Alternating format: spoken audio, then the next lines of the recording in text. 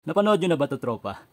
Itong vlogger na si Kuya, pumila, nagsumika, pumunta ng Maynila, hindi natin alam kung taga saan pa siya.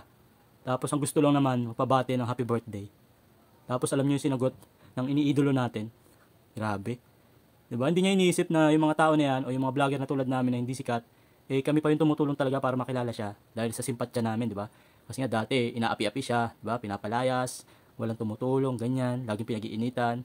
Pero dahil sa simpatya ng mga maliliit na vlogger, na tulad namin, kumalat yung video na kung saan yung simpatya ng tao, eh nakuha niya. Na kung saan marami na tuloy tumutulong sa kanya kasi nga naaawa na rin sa kanya dahil sa mga pinagdaanan niya o sa hirap na mga dinanas niya. Tapos ngayong nasa taas ka na, ganyan yung igaganti mo sa mga vlogger na hindi nagbibigay ng talent fee sa'yo o walang bayad. Napakasakit isipin, di ba? Kung ako, halimbawa, ako, hindi ako sikat, o amin natin hindi ako sikat. From Laguna, dadayo pa ako ng Maynila. Pipila ako ng 2 oras para lang matikman yung Paris Overload. Tapos nakita kita, syempre tuwan-tuwa ako. Pagkakataon ko na, yes, nakita ko na si Diwata. Magpapabati lang ng birthday, kung totoong birthday ng tao. Tapos ganun yung maririnig mo. Grabe. Ito lang ang tandaan mo, kung gaano kabilis yung pag-angat mo, kung hindi mo babaguhin yung ugali mo, mabilis ka rin babagsak, tanda mo yan.